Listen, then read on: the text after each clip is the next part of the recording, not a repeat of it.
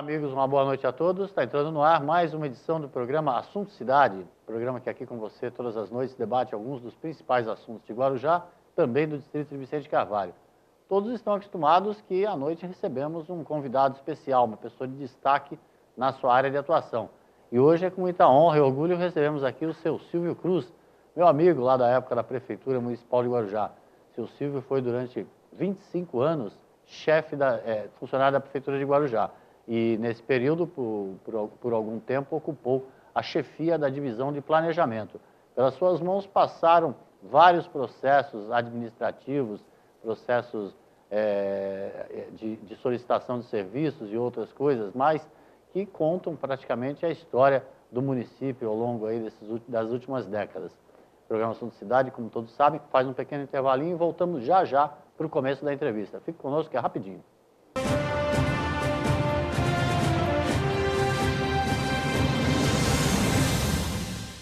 Atenção você, que sempre procurou uma oportunidade para realizar seus sonhos e melhorar sua vida e de sua família. Nosso grupo de empresas e indústrias está selecionando pessoas empreendedoras que buscam a renda que realmente merecem, através do seu esforço e de sua dedicação. Receba de R$1.000 a R$30.000 por mês. Ligue já para 13 30 27 35 36. Ligue já e agende sua entrevista. 30 27 35 36. Há 22 anos no mercado, a Texa especializou-se em realizar sonhos e superar expectativas. A Texa garante excelência na execução dos mais arrojados projetos residenciais e corporativos, utilizando a soma da experiência de ambos segmentos em todas suas obras. A qualidade do residencial, a agilidade do corporativo e total gerenciamento resumem o produto que a Texa entrega a seus clientes. Litoral, Avenida Ademar de Barros, 1347, terceiro andar. Telefone 13 3308 1717. Grande São Paulo, Alameda Grajaú, 129, sala 309 310 Barueri. Telefone 11 24 24 81 17. Texa Construtora, há 22 anos construindo sonhos.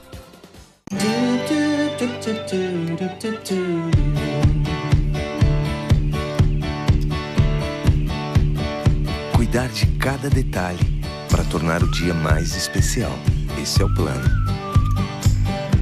Envelhecer com a certeza de nunca ficar velho. Esse é o plano. Transformar um sonho distante em seu próximo destino. Esse é o plano. Cuidar hoje do amanhã. Esse é o plano. Descobrir que ocasiões especiais ficam ainda melhores quando compartilhadas. Esse é o plano. Conseguir almoçar em casa e valorizar os momentos que realmente importam. Esse é o plano. A Unimed sabe que seus planos são importantes para a sua vida e se cuidar é a maneira de você realizar cada um deles. Cuidar de você. Esse é o plano. Unimed.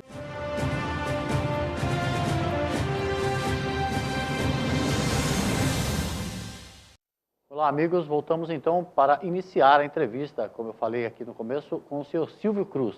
Silvio Cruz, que quem já trabalhou, transitou ali pela Prefeitura de Guarujá e teve por algum acaso aí ao longo das últimas décadas, não nesse período aí de 8 anos que ele está aposentado, mas algumas décadas para trás, com certeza conhece o seu Silvio Cruz pela capacidade de armazenar boa parte da memória de Guarujá. Muita gente, muito mandatário ao longo aí dos últimos anos, não fazia nada sem antes consultar o seu Silvio Cruz, porque senão, se não consultasse, com certeza ia acabar fazendo bobagem. O seu Silvio Cruz, que foi, durante algum tempo, chefe da divisão de planejamento. Nós vamos conversar um pouco sobre a memória de Guarujá, sobre a formação deste município, da forma como vemos hoje. Mas antes, em primeiro lugar, agradecer pela sua presença, sair um pouco do seu sossego de aposentado. Obrigado pela presença e deixo o espaço para você dar uma boa noite para todo mundo. Dá uma boa noite. Pode dar uma boa noite para todo mundo, seu Silvio, pode dar. A você, Valdir, boa tarde a todos os telespectadores. Eu fui convidado pelo Valdir para dar uma entrevista aqui sobre o Guarujá e, dentro do possível, tenho o maior prazer de falar sobre o Guarujá. O senhor não se considera um historiador, mas acabou, sem querer, ou sem querer querendo, vamos dizer assim, com as suas mãos, escrevendo boa parte da história do município de Guarujá. Estou errado? Tá certo. É o seguinte, eu, por exemplo, nasci no Guarujá. E sempre vivi no Guarujá.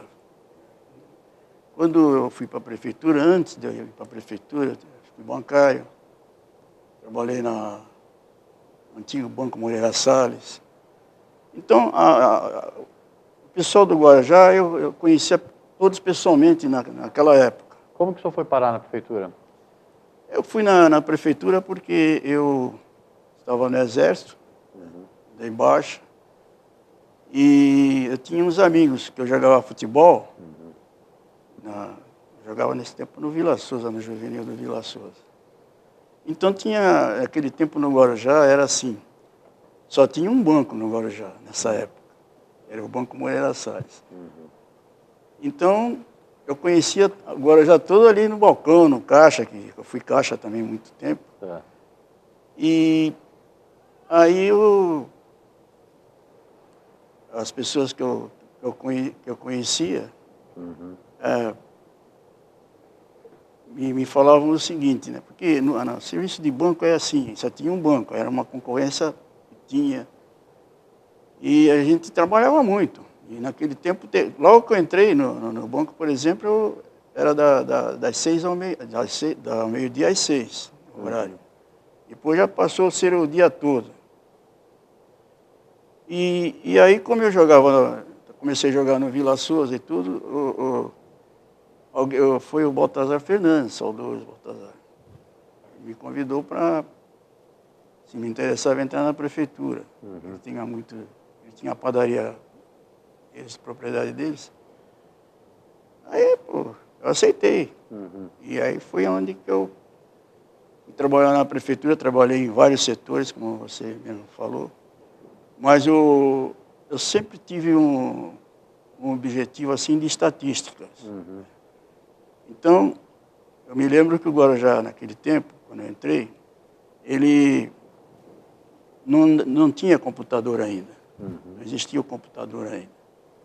Então, eu tive que pegar uma planta, um aerofotogramétrico da cidade, e junto com um desenhista, nós começamos a colocar os setores da cidade, bairro por bairro, com número de cadastro.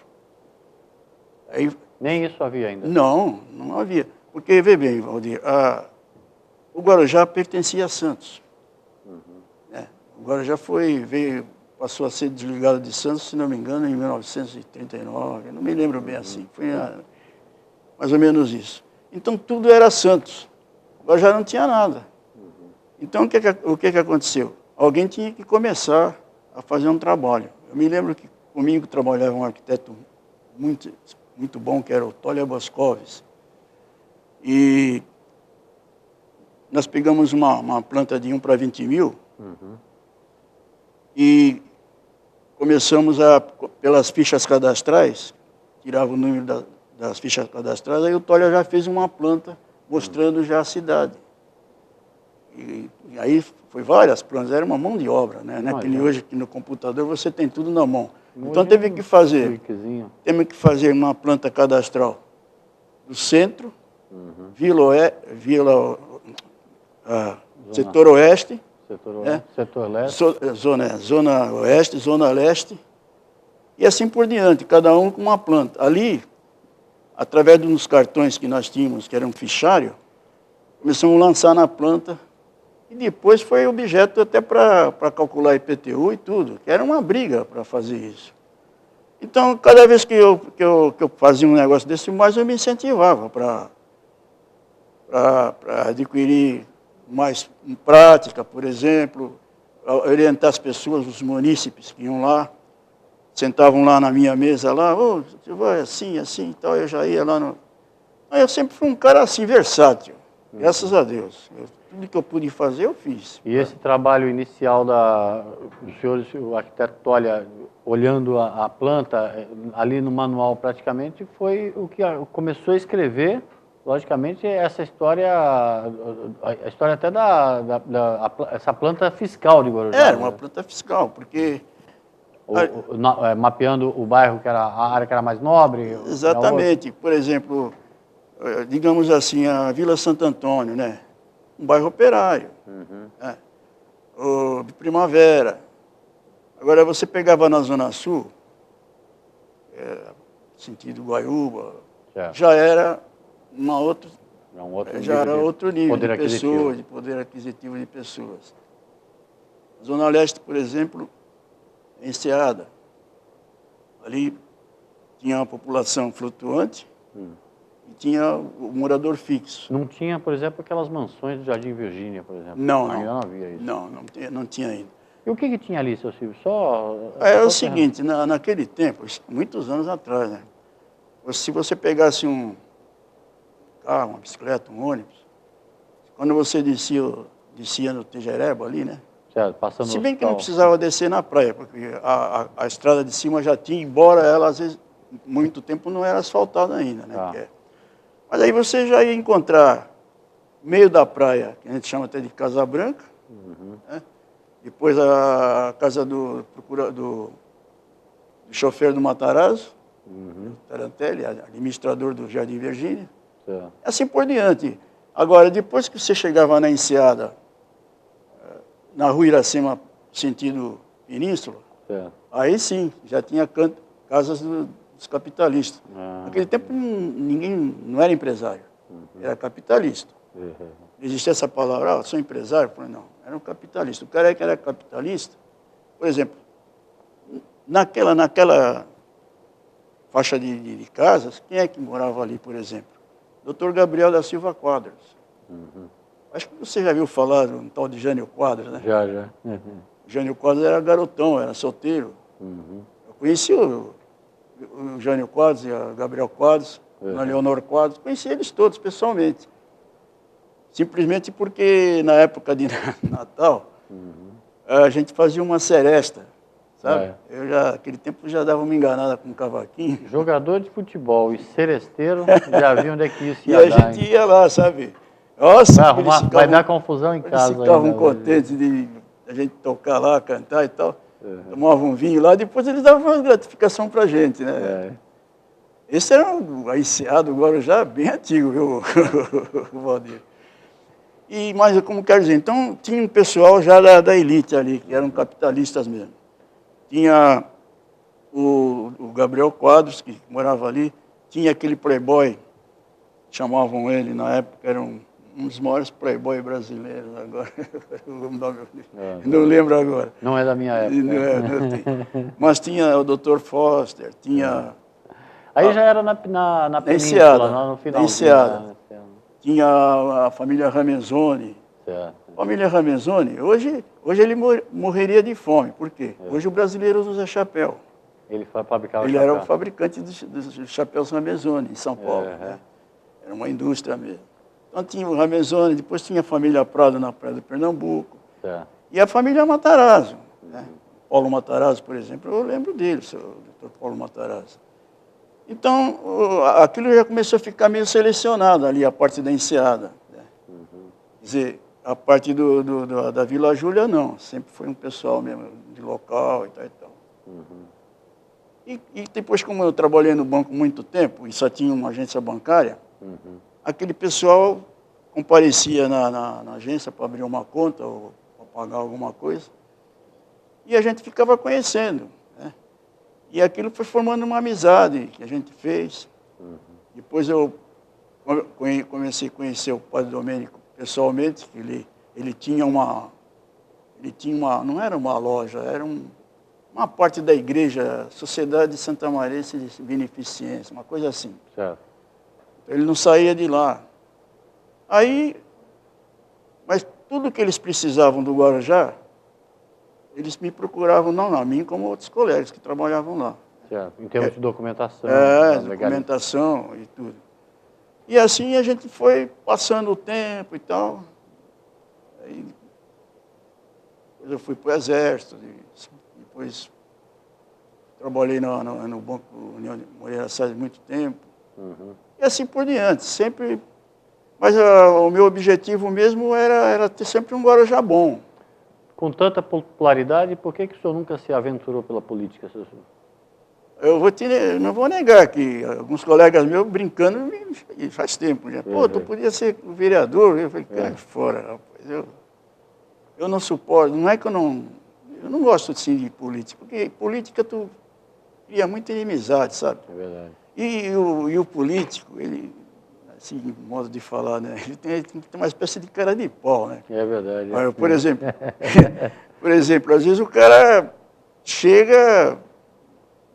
Tem um colega meu de infância, que até vi nascer, igual ali, o Toninho Salgado. Mas a gente não se vê, né? O Gilson é muito meu amigo, foi vereador há muito tempo. Certo. Então, eu fico pensando assim, você entra na política, não é que eu esteja falando exagero, não. O cara tem que ser mentiroso, tem que ser promessinha. Porque se tu for honesto mesmo, tu não ganha. Não ganha nada. Porque não é um concurso de eficiência, né? É um concurso de popularidade. Né? Popularidade, pô. Então, são coisas que a gente... Eu penso muito quando eu quero fazer alguma coisa, eu penso muito. Até hoje eu sou assim. O senhor, né, na época, você citou o Padre Domênico, que talvez tenha sido aí um grande, o grande benfeitor e grande empreendedor, pelo menos socialmente falando. Socialmente falando foi, porque o Padre Domênico, você vê, por exemplo, o caso do Hospital Santa Maura, por exemplo. Ele teve o dedo, o braço do padre. Depois alguns pronto-socorros que teve. E ele era tipo da pessoa que ele não tinha medo de político. Porque quantas vezes o padre não foi convidado para ser prefeito até? Claro. Foi, só que ele nunca quis. E a Sociedade Santamarense, que até hoje funciona. Claro. Então, eu vou te contar.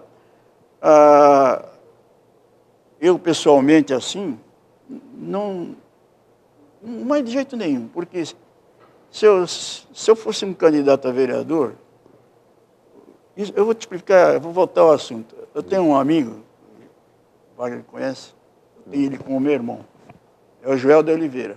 O Joel, por exemplo, era fiscal de feira da prefeitura. Então, quantas pessoas convidaram o Joel para ser candidato a vereador? Então, ele me explicou um negócio que eu concordo com ele, que ele falou, Silvio, eu vou ser fiscal.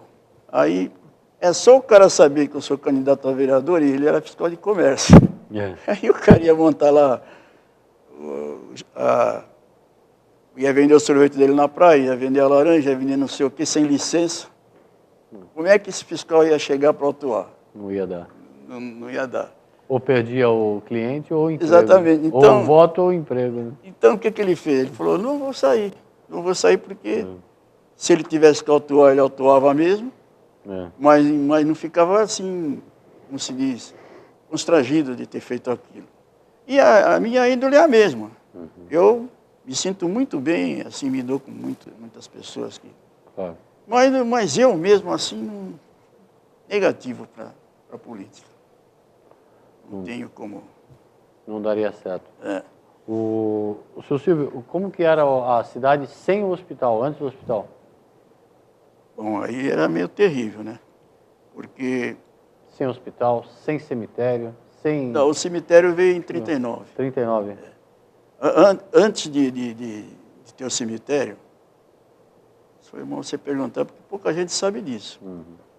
Por exemplo, cidadão morria na Praia da Enseada, Pernambuco, Praia do Tombo, em suma, lugar um pouco retirado da cidade. Aí o parente do morto vinha na prefeitura do Guarujá. Era na prefeitura sanitária naquele tempo. Então, a prefeitura mandava um caminhão pegar o corpo. Naquele caminhão vinha os parentes em cima. O caixão mesmo não tinha, porque não tinha funerária no Guarujá. Aí colocavam o corpo enlhado num lençol, na carroceria do caminhão. O caminhão trazia para a estação do trem, o antigo trem, né? Que era no centro. No centro, ali perto da Maria Ribeira ali. Aí, os proprietários, os parentes, pegavam o corpo, colocavam num vagão. Naquele mesmo vagão ia os parentes e sumia por Itapema, o trem. Chegava lá no Itapema, pegavam o caixão não, o corpo no lençol, embrulhado no lençol. No lençol, e colocavam na proa da lancha. Aí, quando chegava lá em Santos, ali atrás da alfândega, é que então vinha um carro fúnebre de Santos e levava o corpo para o Saboal. Aí já aparecia um caixão. Aí já tinha o caixão. O caixão era comprado na Casa Rosário mesmo, ali perto. Ia para o Saboal. Ia para o Saboal. Então, você vê a mão de obra que tinha, né? Nessa parte de quando as pessoas morriam. E outros problemas mais que teve, né? Claro. O seu Silvio Cruz foi funcionário público durante 25 anos, chefe da divisão de planejamento, vai voltar a conversar conosco aqui no programa Santos Cidade, já no segundo bloco, posto que iremos para um pequeno intervalo. Vamos conversar sobre os equipamentos públicos do Guarujá, como é que estão hoje, como é que eram nos primórdios da cidade, e um pouco mais sobre essa história, a história dessa cidade está completando essa semana 80 anos de emancipação política e administrativa, e nada melhor do que resgatar um pouco da história para podermos pensar num futuro melhor para a cidade. Voltamos já, depois do intervalo, rapidinho, fique com a gente.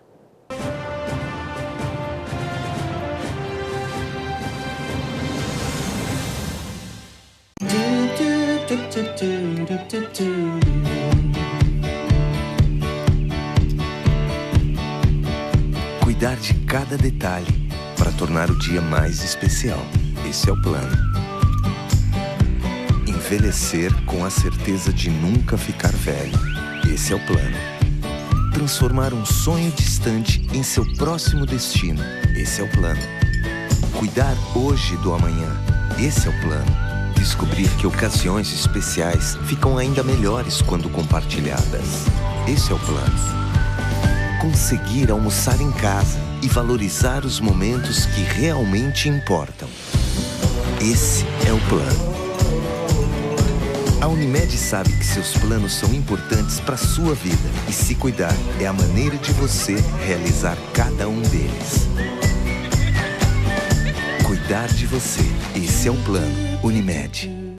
Há 22 anos no mercado, a Texa especializou-se em realizar sonhos e superar expectativas. A Texa garante excelência na execução dos mais arrojados projetos residenciais e corporativos, utilizando a soma da experiência de ambos segmentos em todas suas obras. A qualidade do residencial, a agilidade do corporativo e total gerenciamento resumem o produto que a Texa entrega a seus clientes. Litoral, Avenida Ademar de Barros, 1347, terceiro andar. Telefone 13-3308-1717.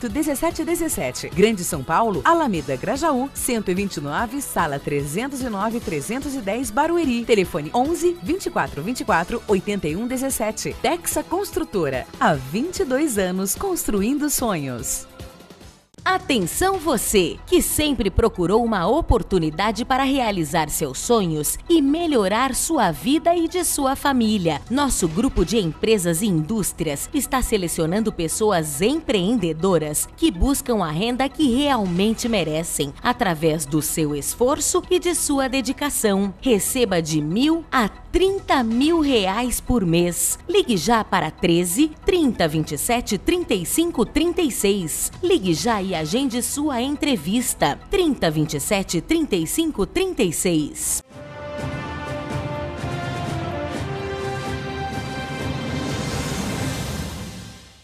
Muito bem, amigos, voltamos para mais um bloco do programa Assunto Cidade. Hoje entrevistando o senhor Silvio Cruz. Ele que foi funcionário público do município de Guarujá, da prefeitura, durante 25 anos, está aposentado há 8 anos, né? 8 anos. 9 anos. E durante um bom tempo foi chefe da divisão de planejamento da prefeitura de Guarujá. Difícil alguém fazer alguma coisa durante o período que o seu Silvio Cruz esteve à frente desse setor, ou não, mesmo lá como um simples funcionário lá dos setores de planejamento. Difícil fazer alguma coisa sem perguntar antes para o seu Silvio Cruz. Eu, por exemplo, tive uma batalha para descobrir o nome do túnel e corri a prefeitura o tempo todo, uma época que eu precisei divulgar uma informação sobre o túnel, Até que me falaram, pergunta para o seu Silvio Cruz. Ele foi lá e me falou, Túlio Juscelino Kubitschek de Oliveira. Até hoje eu lembro. Presidente Juscelino Kubitschek. Como a gente terminou o primeiro bloco falando, nesse período que a cidade está completando 80 anos, nada melhor do que fazer essa volta ao passado, essa reflexão do passado, e até para tentarmos entender alguma coisa da evolução do município de Guarujá, se evoluiu para o bem, se evoluiu para o mal, mas a cidade evoluiu, logicamente, ganhou novos equipamentos, e pensar na cidade daqui para frente. A gente estava falando, por exemplo, no intervalo, da formação das favelas no município de Guarujá, que é hoje talvez um grande problema da cidade, um problema social, essa imensa proliferação de barracos e tudo. O senhor estava explicando, falando da questão dos acidentes do morro em Santos, a todas as catástrofes. Como é que foi esse período, seu Silvio? Deve ter sido muita tensão também, né? Na verdade, foi acho que em 1957, choveu na Baixada Santista durante 35 dias diretos. 35 para 40 dias direto. Então, o que aconteceu? Começou a desmoronar o Morro do Marapé, São Bento, e foi gozado aqui em Santos naquela época. Não me recordo quem era o prefeito, agora de Santos não me lembro. Mas a catástrofe foi tão grande que conforme o morro deslizava, e, como é que se diz? As pessoas ficaram soterradas, homens, crianças, mulheres e tal. Tragédia, né? É uma tragédia terrível. Aí, o Corpo de Bombeiros de Santos foi mobilizado, o Corpo de Bombeiros de Santos, São Vicente, Guarujá, todos, para trabalhar naquele sinistro. Então, os bombeiros, a polícia pegava os corpos que estavam subterrados, tiravam debaixo daquilo lá, colocavam na calçada, em frente ao Sabuó, e vinha o bombeiro com esguicho e lavava os corpos. Para poder ter alguma identificação. Exatamente, mas como não tinha, nem como ter identificação, não tinha, porque alguns tinham até um documento no bolso, mas a maioria não tinha. Então aqueles corpos iam para cima do caminhão dos bombeiros, e outros caminhões de aluguéis, e eram sepultados no Sabuó, assim como indigentes. Entendo. Esse foi um drama terrível que teve na Baixada. E no Guarujá também, na mesma época, aconteceu no morro da Vila Baiana. Também morreu muita gente naquela catástrofe. Ali nessa ocasião já haviam moradias, então, ali na Vila Baiana? Já havia. Porque as moradias, é o seguinte, o Guarujá hoje é uma selva de pedras, devido aos prédios. Mas naquele tempo não tinha ainda. Os prédios que tinha no Guarujá eram o edifício Sobre as Ondas. Aqueles dois prédios que tem ali perto da Vila Maia, na praia, como é que é, mano? Pitangueiras. Edifício Pitangueiras. Pitangueiras, Sobre as Ondas, e tinha mais um. Era só, certo. Não tinha prédios. O que acontece? Existiam aquelas firmas de construção, Richter-Lotufo, Alfredo Matias. Esses caras começaram a migrar pessoal do Norte e Nordeste. Trazer a mão de obra. Para trazer a mão de obra na cidade. Vinha de caminhões. Aí, o que acontecia? Eles vinham, mas não tinham onde morar. Aí, algum político, que eu não sei quem era, mas teve o dedo político, dizia, não, pode morar ali, que é do morro ali, não é de ninguém. Vila Júlia e tal. E assim foi acostumando, foi se fazendo as favelas. Ali, aqui mesmo no Morro da Glória também, tinha um favelão, muita gente nem sabe disso. Você sai da Demar de Barros ali, tem o Morro da Glória que fica a biquinho embaixo. Aquele morro, tu tinha que ver que aquilo era tudo habitado. Hoje não tem nada. Nada. Mas ali teve também um deslizamento também? Não, ali não. Ali teve uma parte, mas não afetou assim, não houve mortes assim. Houve algumas mortes ali já perto do... Foi pouca também. Perto do abrigo, que chamam, né? Ademar de Barros ali, desbarrancou uma coisa, parece que matou 2 pessoas só. Certo. Então, o Guarujá começou a ficar assim.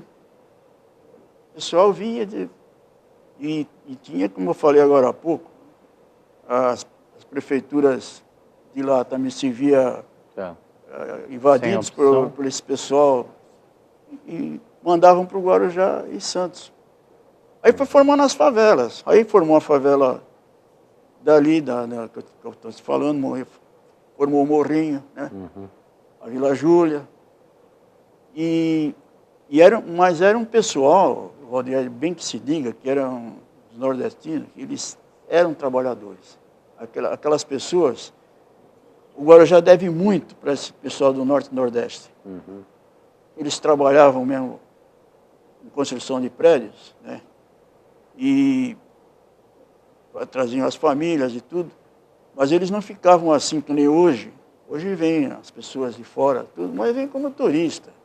Chega aí, quer se enfiar num lugar de alguém e tal, mas que trabalhar mesmo não é o papo, não. Naquele tempo, não. Agora já deve muito ao nordestino. E coincidiu com a época também que a construção civil estava em alta. Estava em alta. Com a implantação dos prédios, como o senhor disse. Por causa da implantação dos prédios, porque você vê, fazer uma casa, você faz uma casa aí, veraneio aí, mais coisa que seja, você faz em 6 meses, 4, 6 meses você faz. Agora um prédio não. Mesmo porque nós não tínhamos, por exemplo, usinas de cimento. Tinha de Santos. Depois é que abriram na pedreira, aquela pedreira da Vila Júlia. Aí depois fizeram uma usina ali de concreto. Então era tudo difícil mesmo. Mas o pessoal fez e aí os prédios começaram a surgir. Entendi. E quanto mais surgia prédio, mais o Guarujá progredia. Por causa da infraestrutura, né? A cidade já foi ficando assim bem assim num sistema confortável para administrar.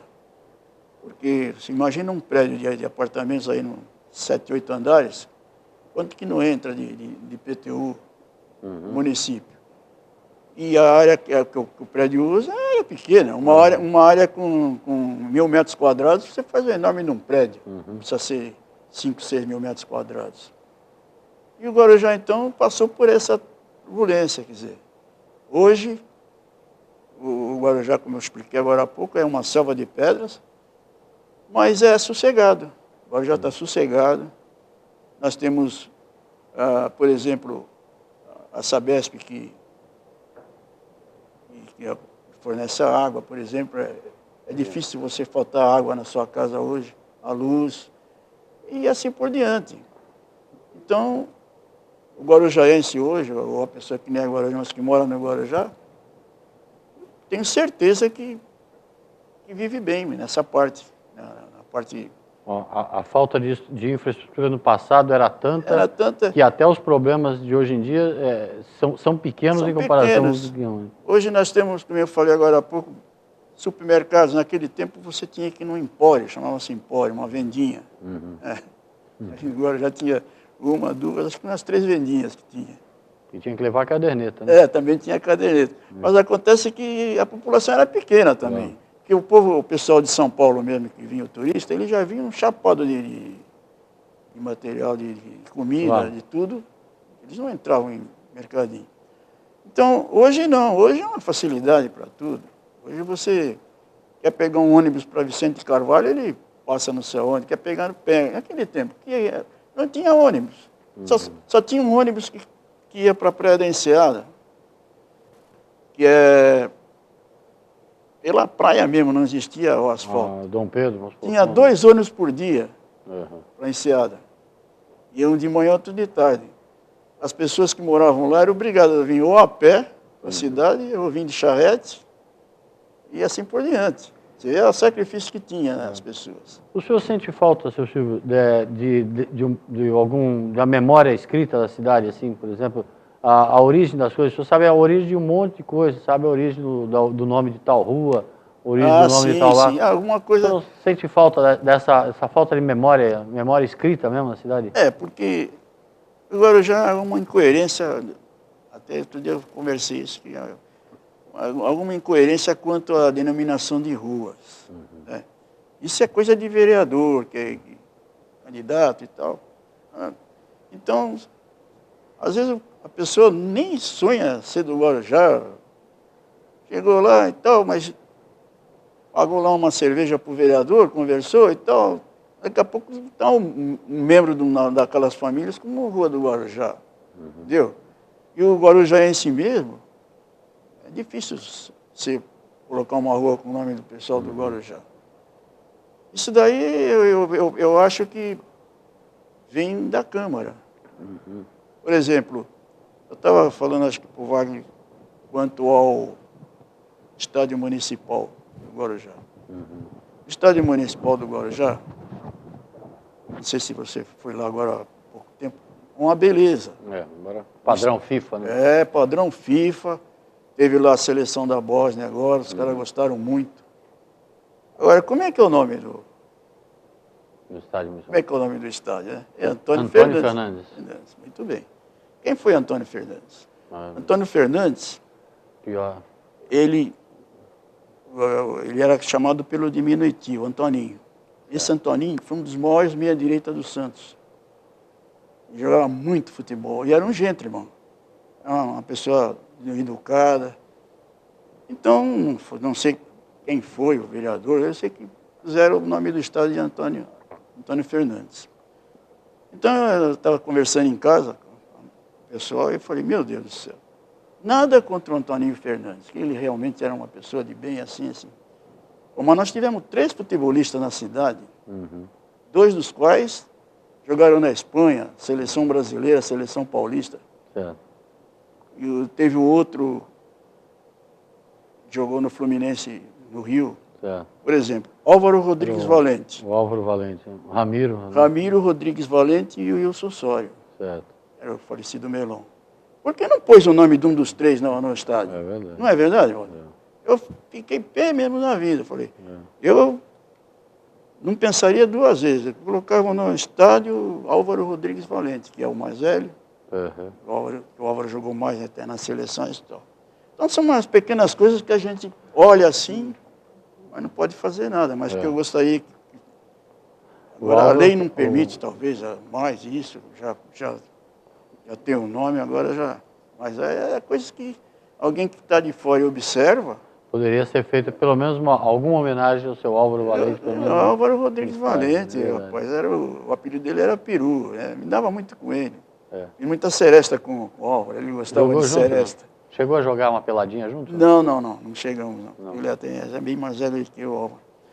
E eu tinha um conjunto regional, que eu animava casamentos, eu tinha um conjunto naquele tempo regional, cavaquinho, violão, pandeiro e tal. E o Álvaro gostava de cantar bolero. Nossa, quando a gente pegava uma folga assim, o Álvaro, Silvio, aí cantava aqueles boleros antigos. Uma pessoa de bem mesmo. Aí foi embora. Então é assim, são vultos das cidades, né? Claro. Vultos, a pessoa que devia ser homenageada porque alguém passava no estádio lá e ia ver o nome do Álvaro. São esses equívocos, às vezes, protagonizados aí por uma atitude não muito pensada, às vezes dos políticos. É coisa política, né? Então... Por isso que é bom, nessa reflexão que a gente se propõe a fazer sobre o passado, pensar o futuro de Guarujá, levar isso para a política também. Política, Muitas vezes uma homenagem que se faz lá, às vezes está se fazendo uma coisa... E é só por esses exemplos que eu não gostaria de ser político. Não. Tá certo. Seu Silvio, passa pela minha cabeça. Eu ficaria aqui a tarde toda conversando com o senhor, o senhor sabe que eu adoro o papo, a gente ficava horas, quantas vezes já ficou horas conversando nas ocasiões que nos permitiu, mas infelizmente na televisão o tempo é sagrado, né? Não, mas eu também fiquei muito contente de vir aqui. Eu ia lhe agradecer pela oportunidade, mas antes deixa o senhor fazer uma última reflexão aí sobre isso. E despedir da patroa aqui pela TV. Eu vou despedir da minha esposa, Wanda, meus filhos que ficaram em casa, o Silvinho. Ficou falando de seresta aí e tal, agora é melhor fazer as pazes para não dormir no sofá. Meus filhos que ficaram em casa, que ficou o Silvinho. E o Wagner que está aqui presente. O Wagner que está aqui presente, o Gerson e a minha filha Elisângela, né? Meus netos e tal. É um prazer muito grande de ter vindo aqui conversar contigo. Tá certo. Obrigado, seu Silvio, pela entrevista. Obrigado a você pela audiência. Como nós falamos, revendo o passado, revendo a história, a memória da cidade, que a gente tem condições de refletir e tentar fazer uma cidade melhor para os próximos 80 anos, quem sabe. Obrigado pela audiência, voltamos amanhã com um novo assunto de cidade.